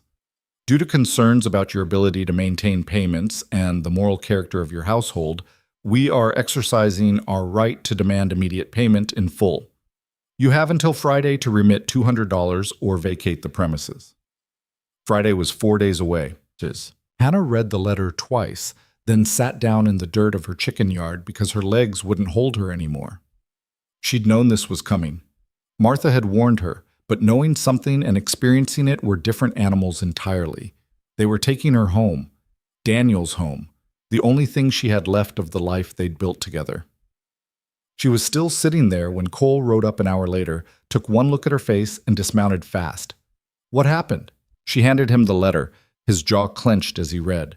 Those bastards. The council couldn't exile you, so they went around you. It's legal. They have the right to call in loans if they think there's risk. There's no risk. You haven't missed a payment. Doesn't matter. The bank president sits on the council. This is payback. Hannah stood, brushing dirt off her skirt. They found another way to win. This isn't over. Yes, it is. She said it flatly, too tired for hope. I don't have $200. Can't get it by Friday. The house is gone.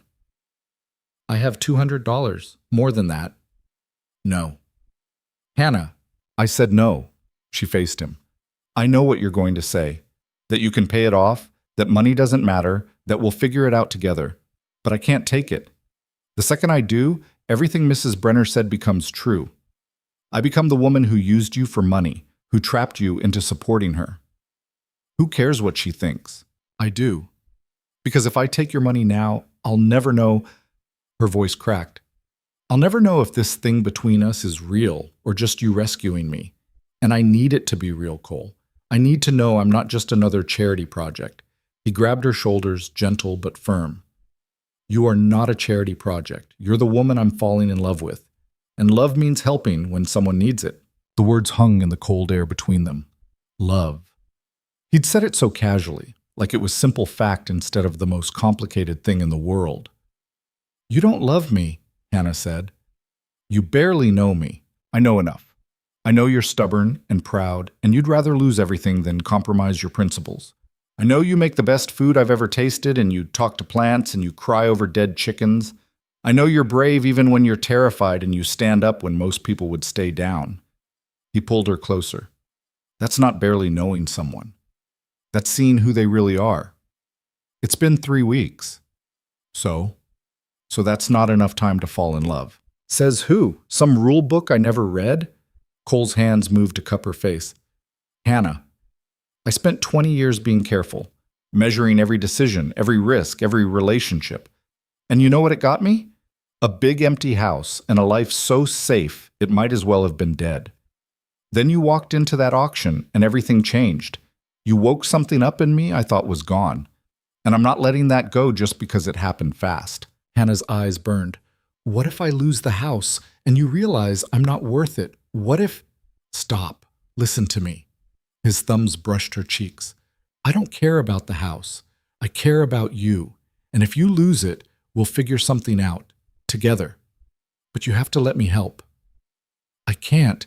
Yes, you can. You just have to decide if your pride is worth more than your future. The words landed like a punch. Because he was right. She was choosing pride over survival. Choosing to lose everything rather than accept help that felt too much like charity. And maybe that made her noble, or maybe it just made her stupid. But either way, Friday was coming and she was running out of options. I need time to think, she said finally. Cole's hands dropped. You don't have time. It's Tuesday. You've got 3 days. Then I've got 3 days to think. She turned and walked into her house, closing the door before he could follow. Stood on the other side listening to his footsteps retreat, the sound of his horse leaving, and then nothing but silence and the weight of her own stubbornness crushing down. Martha came by that evening with a bottle of whiskey and no patience for Hannah's martyrdom. Drink, she said, pouring 2 generous glasses. And then explain to me why you're being an idiot. I'm not being an idiot. You're letting pride cost you your home. That's the definition of idiocy. Martha shoved a glass into Hannah's hand. Cole offered to help. Take the help. It's not that simple. It's exactly that simple. You need money. He has money. He wants to give it to you. The math is easy. And what happens after? When I owe him $200 and he owns this piece of my life? When every decision I make has to factor in that debt? You pay him back. Over time. Like any loan. Except it's not like any loan, it's from him. The man who says he's falling in love with me. How do I separate the money from the relationship? How do I know... Hannah's voice broke. How do I know any of it's real if it starts with me taking his money? Martha drank her whiskey in one swallow. You want to know what I think? Not really. I think you're scared. Not of losing the house. You're scared of letting someone in, of trusting that maybe someone could care about you without ulterior motives. And it's easier to lose everything than face that fear. That's not... It is. You've been alone so long, carrying everything by yourself, that accepting help feels like weakness. like admitting you can't do it alone. But Hannah, Martha leaned forward. Nobody can do it alone. Not really. Daniel didn't do it alone. He had you, and now you have Cole. If you'll just let yourself have him. Hannah stared into her glass. What if I take the money and it ruins us? What if it poisons everything? What if it doesn't? What if it's just money and you're making it bigger than it needs to be? Martha poured herself another drink. Look, I loved my Henry, loved him fierce, but we fought about money for 40 years. He wanted to help his brother when the crops failed. I said no, we couldn't afford it. We fought for weeks. Finally, I gave in. You know what happened? What? We helped his brother. We were tight for a while. And then life moved on and we were fine. And Henry's brother never forgot it. Showed up 10 years later when we needed help with the barn and worked for a month straight for free. Martha's eyes were distant. Point is, sometimes the thing you're afraid of isn't the disaster you think it'll be. Sometimes it's just life, messy and complicated and fine anyway. Or sometimes it destroys everything. Yeah, sometimes, but you'll never know which if you don't try.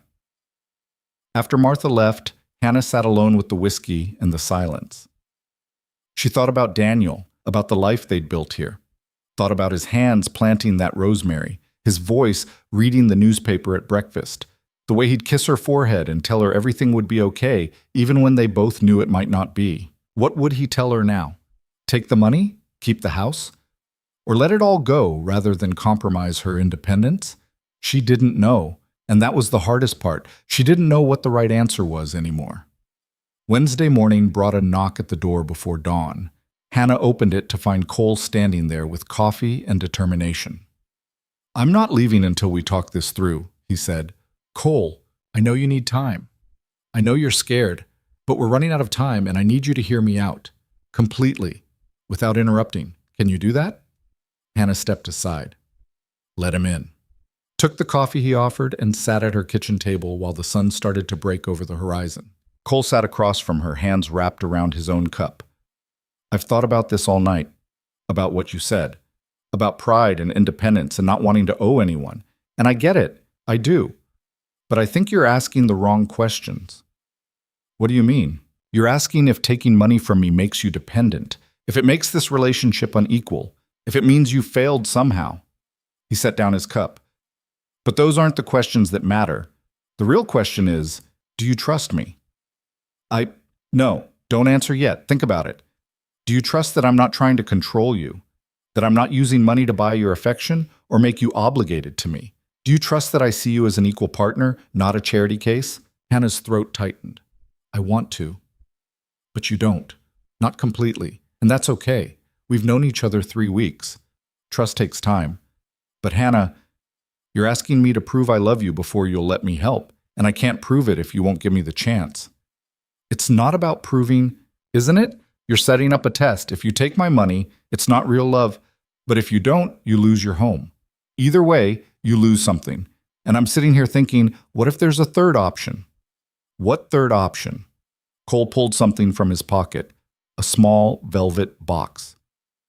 Hannah's heart stopped. Hear me out, he said quickly. This isn't, I'm not proposing right now, not like this, but I need you to see something. He opened the box. Inside was a simple gold ring, delicate and beautiful. This was my grandmother's. She gave it to my mother, who gave it to me before she died. Told me to give it to someone who mattered, someone worth building a life with. Cole, I'm not asking you to marry me today, or tomorrow, or even next week, but I'm asking you to consider it. Not because of the house or the money or any of that, but because somewhere in the last 3 weeks, I realized I don't want to do life without you. And if we're going to build something together, something real, then the house isn't yours or mine. It's ours. And money isn't debt. It's just resources we're pooling. Hannah stared at the ring, at this man offering her everything and asking for nothing but trust in return. You're insane, she whispered. Probably. But I'm also serious.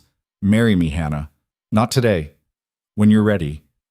But let me help you save this house, not as a loan or charity, but as an investment in our future, in the life we could build together. This is too fast. Too much. Is it? Or is it just scary? He closed the box, set it on the table between them. Take your time, think about it. But know this. Whether you say yes or no, I'm paying off that mortgage. Because I can't stand by and watch you lose your home when I have the power to prevent it. Call it a loan, call it a gift, call it whatever you need to. But it's happening. You can't just, I can, and I am. The only question is whether you're going to let this drive a wedge between us or bring us closer. He stood, left the ring box on the table, and walked out. Hannah sat there for an hour, staring at that box, at the choice it represented, at the terrifying, exhilarating possibility that maybe she didn't have to lose everything, that maybe she could have something good again if she was just brave enough to reach for it. She thought about Daniel, about the life they'd had, about how he'd always told her she was stronger than she knew, braver than she believed. She thought about Cole, about the way he looked at her, the way he listened, the way he'd stood up in that council meeting and chosen her over his own comfort. She thought about herself, about who she'd been before grief and loneliness had worn her down, about who she might become if she let herself try.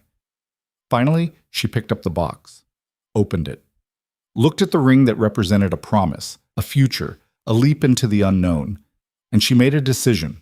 Thursday afternoon, Hannah walked into the bank with her head high and Cole at her side. The bank president, a thin man named Wendell with a weasel face and less spine, looked up from his desk and paled. Mrs. Whitmore, Mr. Brennan, what can I do for you? Cole dropped a bank draft on the desk. $200, paid in full. You can accept payment on Mrs. Whitmore's mortgage and tear up that foreclosure notice, Cole said pleasantly. And then you can explain to me why you thought calling in a loan from someone who's never missed a payment was good business practice. Wendell picked up the draft with shaking hands. I can't what?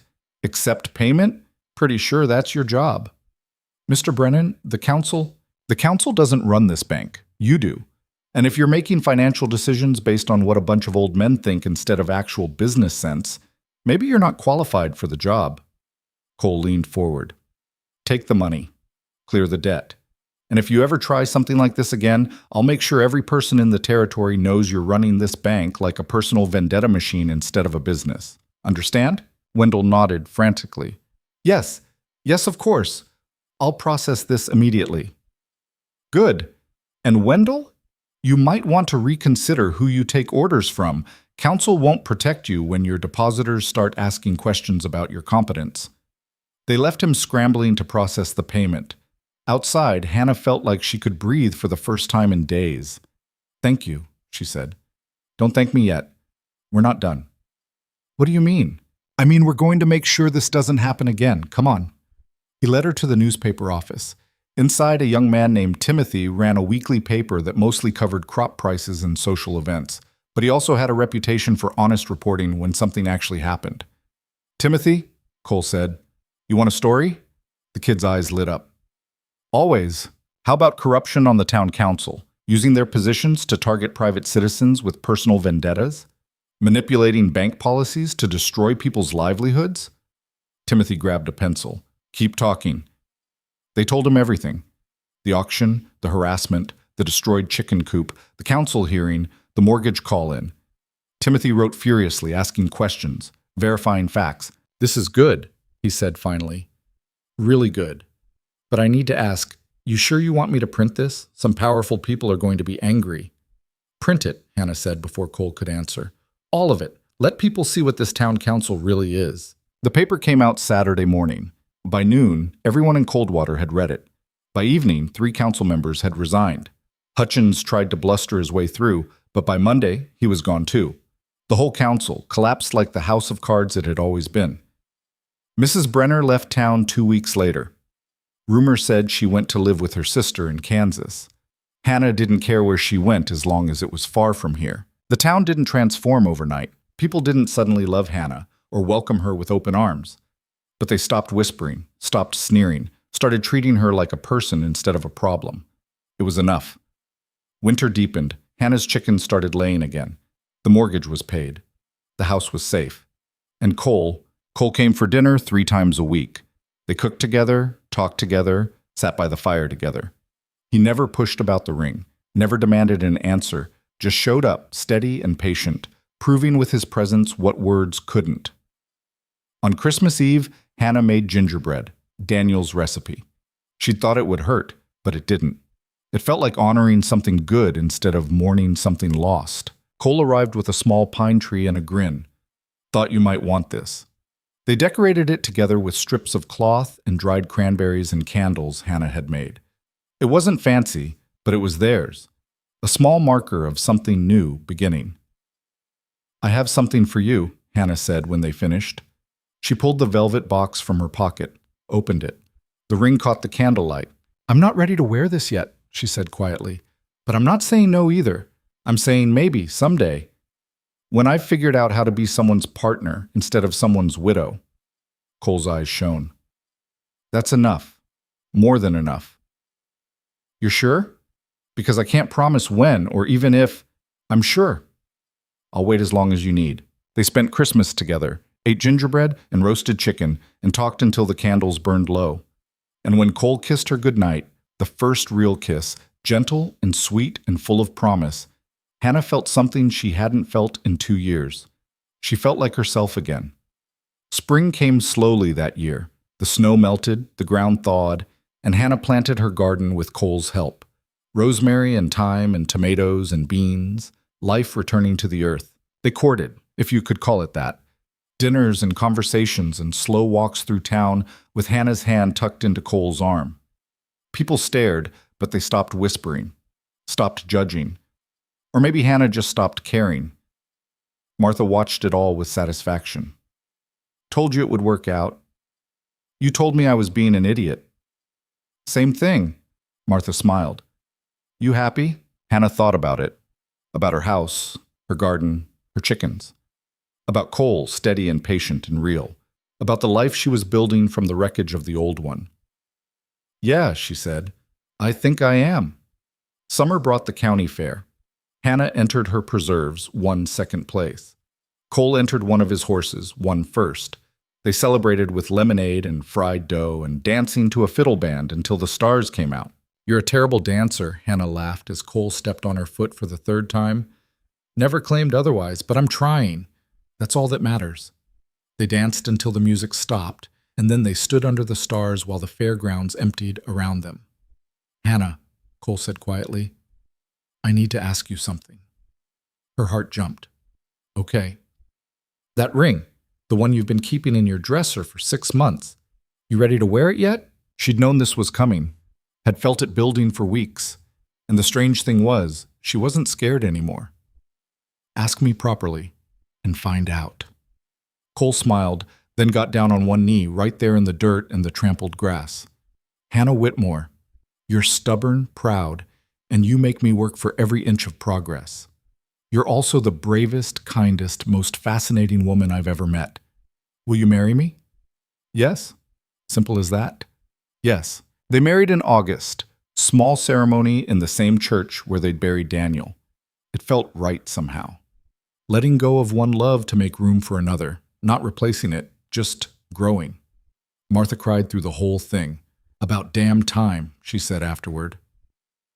The town turned out, not everyone, some people would never accept them, but enough. Enough to fill the church, enough to make it feel like community instead of exile. Mrs. Brenner's replacement on the council, a woman named Alice who actually had common sense, gave them a wedding gift. For your trouble, she said dryly. It was a set of good knives. Hannah laughed until she cried. Cole moved into Hannah's house. Their house now. He sold his place to a young couple just starting out, kept the ranch operation, but built a new house there for his foreman. Simplified his life in ways he said he should have done years ago. They fell into routines, coffee in the morning, chores together, dinner by the fire. It wasn't perfect. They fought sometimes, disagreed, struggled with merging 2 independent lives into one shared existence. But they worked at it, figured it out together. The next December, Hannah entered the Christmas basket auction again. The whole town held its breath when her basket came up, wondering what would happen, if the drama would start again. Cole bid $50 without hesitation. $50, Walsh called out, grinning now. Going once. $60, someone else called. Young ranch hand looked terrified. Cole raised an eyebrow. 70? 75. The kid was either brave or stupid. 100. Cole's voice carried through the room. And if anyone wants to keep bidding, go ahead. I'll go as high as it takes. The kid sat down fast. Hannah laughed as Cole claimed his basket. You didn't have to do that. I know. Wanted to. He opened it, smiled at the contents. Fried chicken, biscuits, gingerbread. Besides, best food in 3 counties, worth every penny. They ate together on the same bench as the first time. But everything was different now. Hannah wasn't alone, wasn't invisible, wasn't fighting just to exist. She was living, really living. 2 years later, Hannah stood in her kitchen, their kitchen, with flour on her hands and a baby on her hip. Their daughter, Sarah, named after no one in particular because they wanted her to write her own story instead of carrying someone else's. Cole came in from checking the chickens, now 30 birds strong, enough to sell eggs all over the county, and kissed both of them. Good morning. Morning. Hannah shifted Sarah to her other hip. Your daughter's decided she hates applesauce. She's discerning, like her mother. She's stubborn, like her father. Sarah babbled something incomprehensible and grabbed Hannah's hair. Cole rescued it gently, made faces until the baby laughed. Outside, the sun rose over Coldwater, over the town that had tried to break Hannah and failed, over the home she'd fought to keep and the life she'd built from nothing but stubbornness and courage. It wasn't a fairy tale, wasn't perfect. Some people still whispered, still judged, still thought Hannah had gotten above her station by marrying Cole Brennan, but Hannah had learned something important in the years since that first basket auction. Other people's opinions couldn't define her unless she let them. Their cruelty couldn't break her unless she believed their lies. And their judgment couldn't touch her as long as she knew her own worth. She'd walked into that auction believing she was invisible, worthless, nothing but the fat widow everyone else saw. She'd walked out realizing she was so much more. She was a survivor, a fighter, a woman who'd lost everything and built it back better. A wife, a mother, a person who'd learned that courage wasn't the absence of fear, it was moving forward despite it. The town had tried to erase her. Instead, she'd rewritten the whole damn story. And standing in her kitchen with flour on her hands and her family around her, Hannah Whitmore, now Hannah Brennan, understood something that had taken 2 years of pain and growth and fighting to learn. You don't need the world to see you. You just need to see yourself. And once you do, once you really see your own value, your own strength, your own worth, nobody can make you invisible ever again. The basket auction came around again that December. Hannah didn't enter, didn't need to anymore. She'd already won everything that mattered, but she showed up anyway with Cole and Sarah and Martha and watched other women present their baskets. Watched some get high bids and some get silence. Watched the whole ritual play out the way it always had.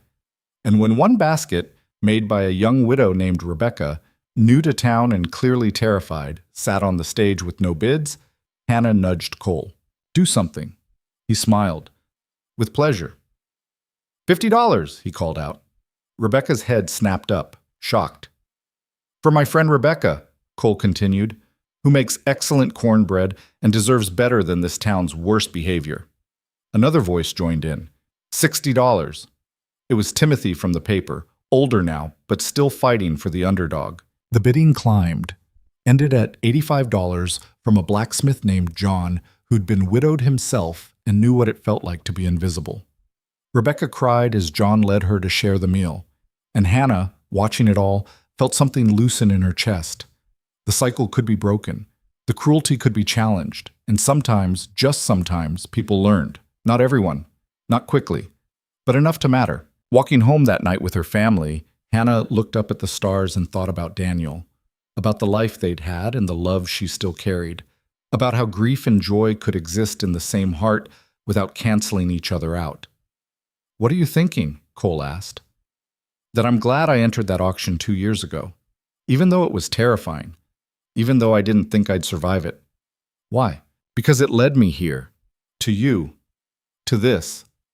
She gestured at their life, imperfect and messy and absolutely real. And I wouldn't trade this for anything. Cole pulled her closer. Sarah yawned against her shoulder.